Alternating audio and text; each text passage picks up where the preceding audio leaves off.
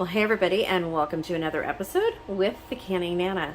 So today we are going to be canning both chicken and pork, and I'm going to show you how to do the raw pack method.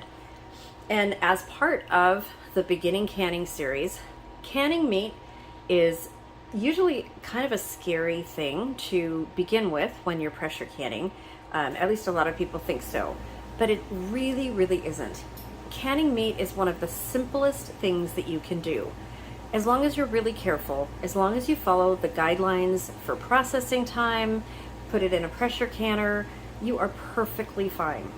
So I'm going to go through what I do and what the Ball Book says to do to raw pack chicken as well as pork, and you can also do this with venison, with beef, whatever kind of meat you are canning.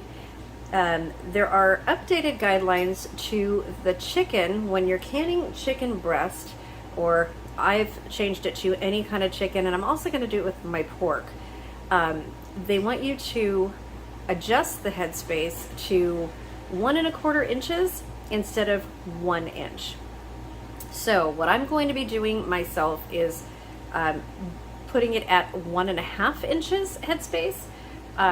So for the jar, when you're looking at your jar rim, if you don't have a debubbler, and I will show you how to do that with a debubbler in just a second, this rim right here is at the 1 inch mark, okay?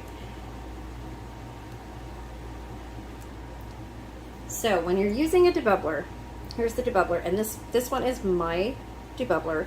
You put it on the last notch right here, and that is your 1 inch. I don't know if you can see that. That is your 1 inch. And it'll go right to the rim right there.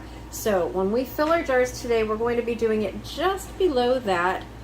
You could feel like a little lip right here on your jars.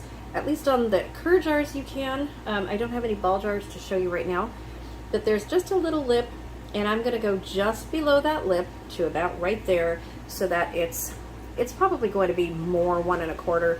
I'm gonna try to get it just below there. One of the things too, since we're raw packing, we're not going to be adding any liquid to our chicken. That's because when you can raw meat, since you are cooking it as well, and I usually cut some of the fat off of here, not all of it, but the chicken, the pork, the beef, all makes its own juice. So it cooks in its own juice, and it will cover or almost cover your meat. Do not be alarmed if it does not cover your meat. You're perfectly fine as long as your jars seal. After 24 hours, you take off those rims, you clean the jars, and it's perfectly fine. So I will show you a can of chicken that's already done, and I'll show you what I mean. Okay, so I'm going to show you, this is the chicken legs that I did just the other day. You can see, now I didn't trim very much fat off of this because I wanted the fat in here. And the reason I wanted that is because I didn't add any liquid to this. So when I go to use this, sorry for this bouncing around, you guys. So when I go to use this, the chicken cooks in its own juice and it makes its own broth.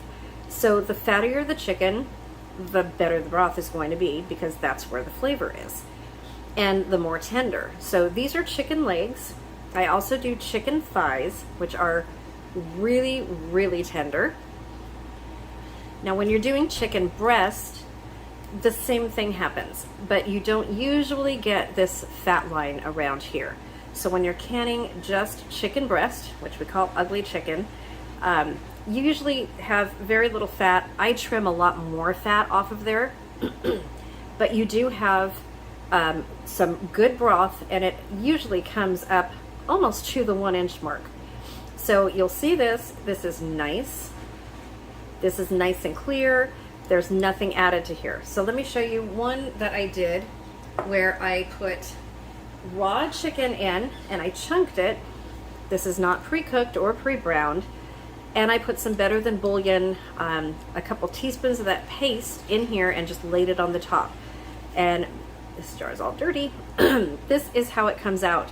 So this broth, this is not any broth that, any water added. This is just the chicken, just from the raw chicken chunks and the Better Than Bouillon, and it has that color. So when I take it out, it's going to be like a chicken soup, and it's going to be already made. So sometime I like to do that, just to have ready-made chicken broth, and it comes out really, really well.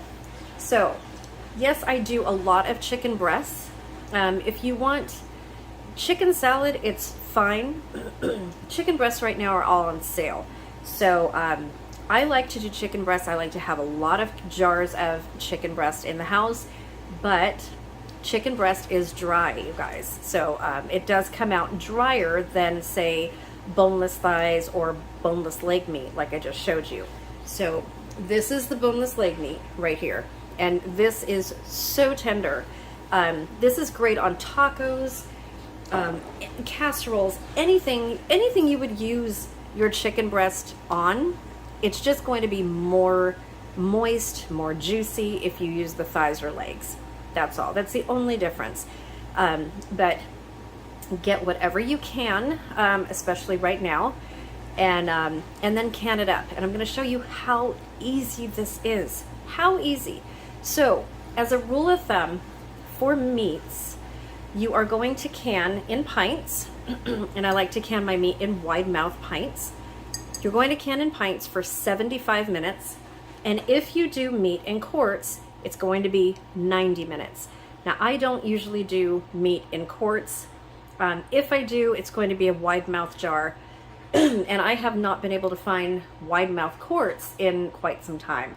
I do have some in my garage put away, but usually I save my quarts for tomatoes and for sauce. It's just my husband and I, and each quart holds about 1.25 pounds of chicken or meat, whatever you're canning. So usually that's enough for 2 people, and if you have guests or leftovers, you just add another jar or 2, whatever you need for your company, for whatever dish that you're making. Makes it very easy. Okay, let's get started. Okay, so this is the chicken that I have today. It is, gosh, about 7 pounds, I believe. Yeah, about 7 pounds, maybe 8 pounds. Doesn't look like that much, does it?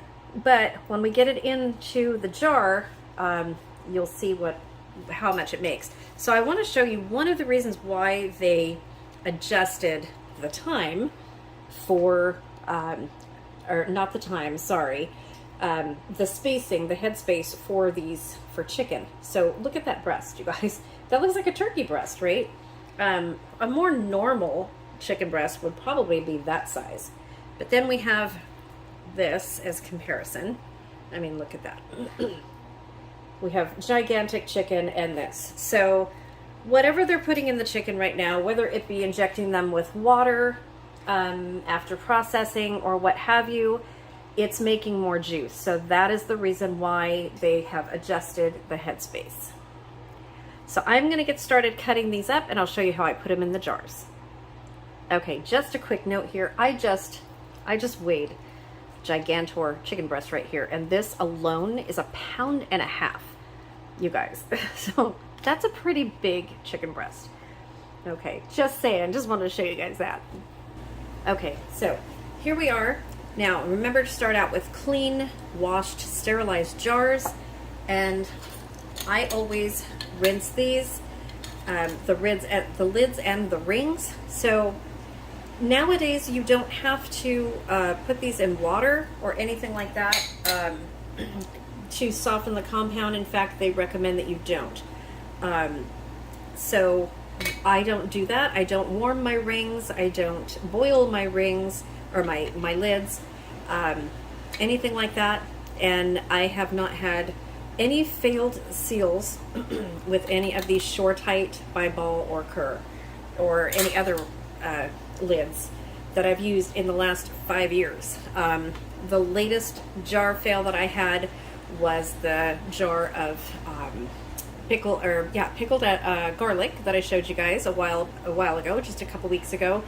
And I really think that was a temperature change. I don't think that had anything to do with the lid, because I made dozens of those jars, and that was just the last one that was about 6 years old. And since we moved, it was in my garage, and then we moved it into the house. And even though we're at the beach, it doesn't really get hot here. I think that was a pressure change. I really don't think it had anything to do with the lid. So we are going to start putting the chicken in. Okay, I like to get my debubbler ready right here, just to push the chicken down. So one other thing that I do for food safety reasons, wash your hands often, especially when you're handling meat. And then start to put your chicken into your jars. And like I said, you just want to push down. I'll show you guys. So I push down as much as I can to fill all of the gaps in there. So as much as you can, you want that jar full, just like that, with no gaps. And I will do this without the funnel. So you want to push it all the way down as much as you can. And again, 1 1/4 at least headspace, if not 1.5 inches. Let's see. That was a little bit too much. Okay, so I'm going to leave that one right there and see what we have left. So I am leaving this little bit of fat in here just to make more juice. And I don't usually do that every once in a while, but I do want to have broth in this, and I want it to cover the meat all the way. So this is it, you guys. This is as simple as it gets. I mean, you can't get any more simple to make jarred meat. This is all it is. I mean, you take your raw meat and you pack it in jars cold. That's why it's called raw pack. None of this is hot. My jars are not hot. They are sterilized, but they're not hot.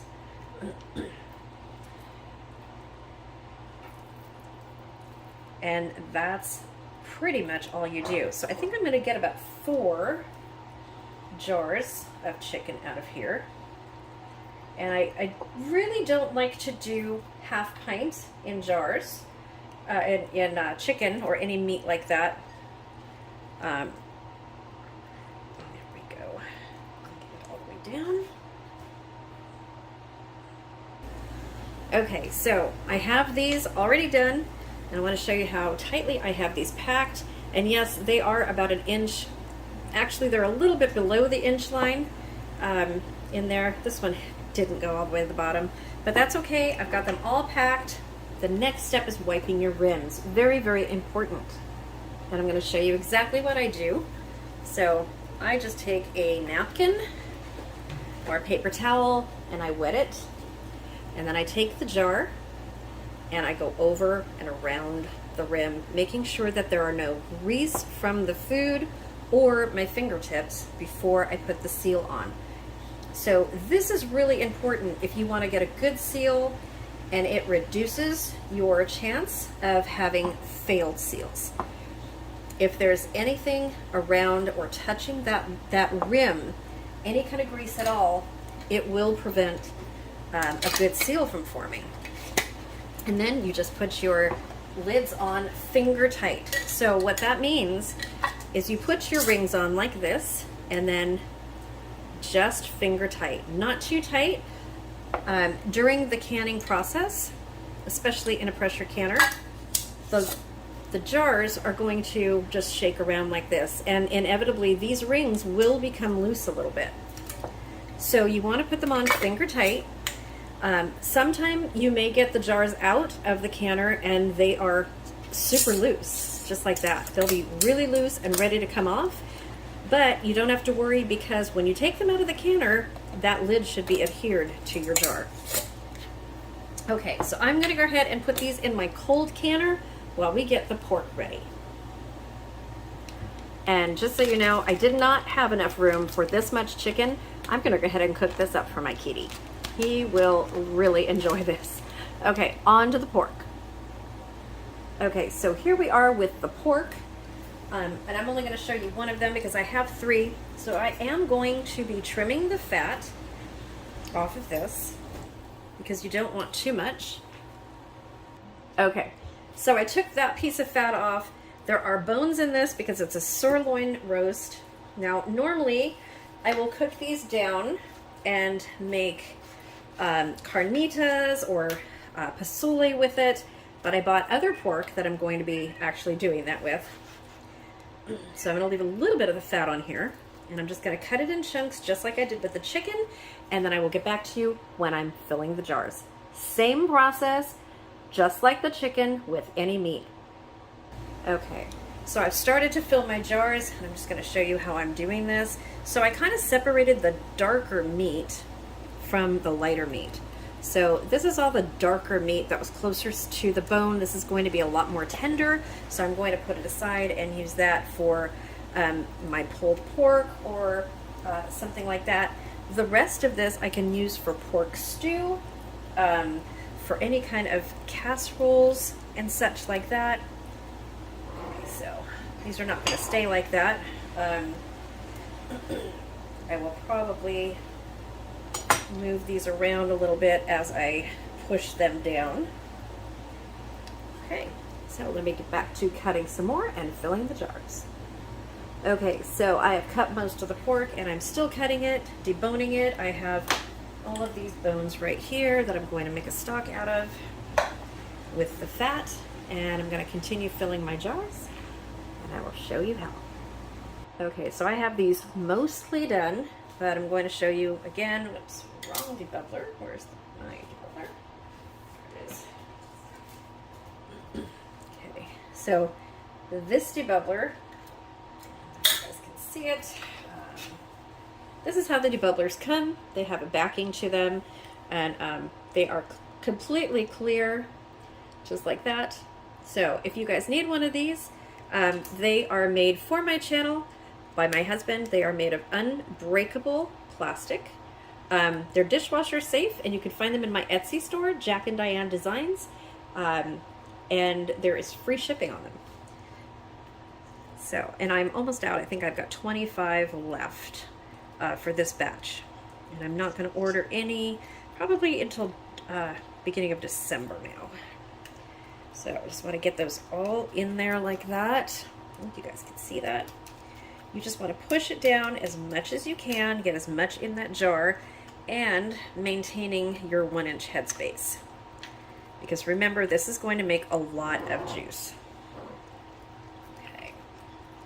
So I'm going to continue to do this, and you see how I'm touching the jars with my hands? This is one of the main reasons. Don't forget to use your vinegar. Wipe the rings, the rims of the jars. So if you can, easiest way to do it is to fill a little teeny bowl with some vinegar and dip your rag in it, dip your paper towel in it or whatever, wipe your rings, and then you want to put that vinegar, the remaining vinegar, into your canning pot, whether you're pressure canning or water bath canning. That will help prevent this, which is hard water deposits on your jars. I don't know if you guys can see that or not. So these were on my top rack. This is my vegetable stock. These were on my top rack, and I have not washed them yet. I have not had a chance. They're all sealed perfectly, but they do have hard water deposits on them. And that's what I try to avoid. We have very, very hard water here. Okay, I'm gonna finish doing these, and then I will get you back here before I wipe the rims. And just in case there's somebody out there that wants to skip this process, I will guarantee you guys you don't want to skip this process of making sure that all of the air gaps are filled. You see the air gap right here? That's just going to make the juice, and then all of your contents are going to float to the top. When you could have gotten more meat in there, you want to get as much meat in your jars as you possibly can. Same with vegetables, because it just makes sense. You know, you don't want to have half empty jars. And you always want to do as full a jar as you can. Do not can with a half jar of contents, because there's just too much air in there to make a safe seal. Yes, the jar will seal. Will the contents be safe? there'll be a lot of air in that jar, so I wouldn't personally do it. If you don't have enough to fill a pint or a quart, whatever you're doing, you can use a jelly jar, that's fine. Just know that there's a smaller amount of meat in those jars, and they have to process with your quarts or your pints, and they're going to be processing for that same amount of time, so either 75 minutes or 90 minutes. So the food in the smaller jar is going to cook a lot faster than the food in your bigger jars. So just be aware of that. Also, just a little tip, try to push your meat down as you're filling the jar and not after you fill the jar like I was showing you guys, because I'm in a hurry doing this. I should be taking my time, but if you do it while you're filling your jar, you're not going to have all those gaps that I did. So be very careful while you're doing it, and be very mindful of the gaps that you're getting. Okay, all of my jars are filled, and we're going to do this again. I've got some vinegar on my paper towel, and I'm just going to go through and wipe all of the rims off. These are all pushed down as far as I can get them.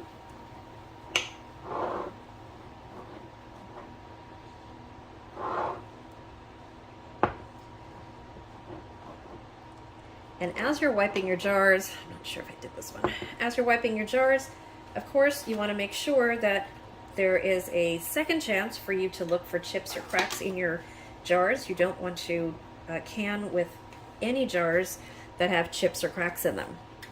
Okay, so we're going to do it again, finger tight. And I'm using, these are all Kerr. These are lids that I got this year that I've been finding at the store, and then helping all of you guys get in my Etsy store, or in Order Direct. So if anyone needs lids, I do not have any more wide lids available, but I do have regular mouth lids, and regular mouth lids and bands. So, and those are in my Etsy store, as well as the debubbler Jack and Diane designs, if you guys want to look at that. Okay, so I'm going to bring you guys over to the canner, and I'm going to show you how we do this. Okay, so I am hoping you guys can see this a little bit clear. I'm really short, you guys, and I've got my tripod all the way up as high as I can get it. So I have filled my canner, and this is a Miro canner. I'm not using my All-American right now. This is a Miro, and I have filled it with 3 inches of water, which is approximately 3 or 4 quarts, depending on your canner. So follow your canner instructions to fill with water, and like I said, put a little splash of vinegar in, which I'm going to do now to prevent hard water.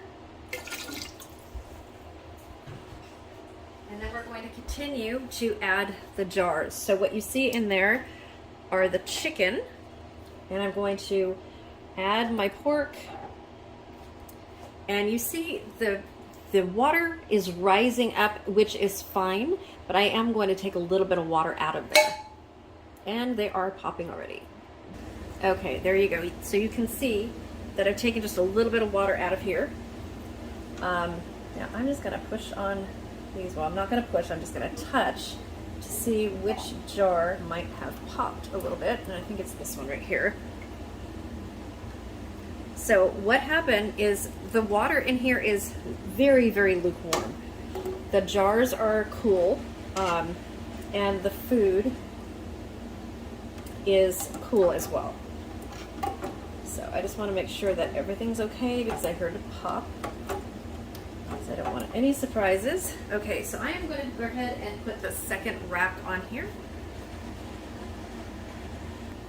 Okay, here we go. So I'm going to put the second rack right on top of that.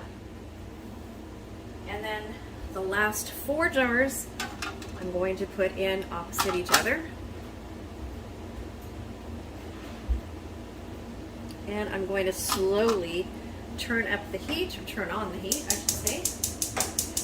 And I'm going to start it all the way at low. And I'm going to put my lid on.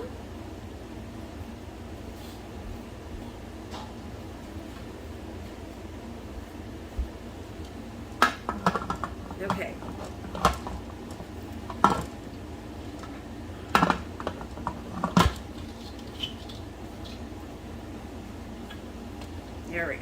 Okay, so what we're going to do now, and then I'm going to turn this off, is I am going to wait until the temperature on here comes up and this right here starts venting for 10 minutes.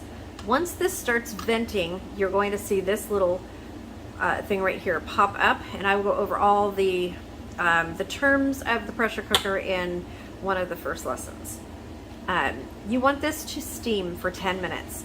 So you want it to vent 10 minutes solid, and then after the 10 minutes, so time the 10 minutes, after the 10 minutes you're going to put your weight on, or if you have a different canner, you're going to listen to your canning instructions, and then you're going to set the timer for processing.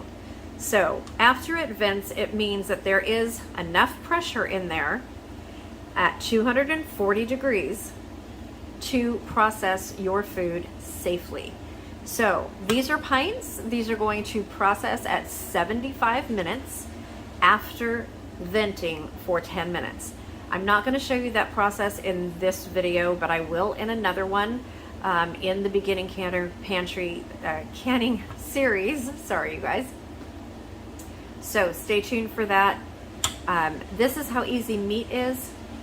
Once your canner timer stops and it's past the 75 minutes, you want to let your canner completely cool down. This will go down just as it is right now, and then it's safe to take the weight off. I usually just loosen this a little bit and leave it that way for about 5 minutes, and then open it away from you so that all the steam is going that way, so that you, because this is hot, you guys, very, very hot, you will get burned.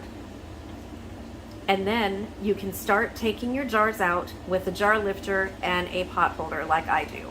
So I will show you that process when this is completely done. I will bring you back and show you how I take out the jars. Thanks for watching. And the word of the day today is pressure canner. So make sure that you put the word of the day in the description box to be entered in my subscriber appreciation giveaway, which will be at 8,000 subscribers mid-November. And lots of good things being given away, including a dehydrator, you guys. So the last giveaway Friday, we gave away a water bath canner. This next one's going to be a dehydrator, and lots of dehydrating videos coming up as well. So thank you for watching. Please like this, please subscribe, and put the word of the day in the comment section in order to be eligible to win the subscriber appreciation giveaway. Thank you guys for watching, and please share my video. That really helps support our channel and gets YouTube's algorithm to push my video out there to reach more people. Thank you guys, and have a wonderful night.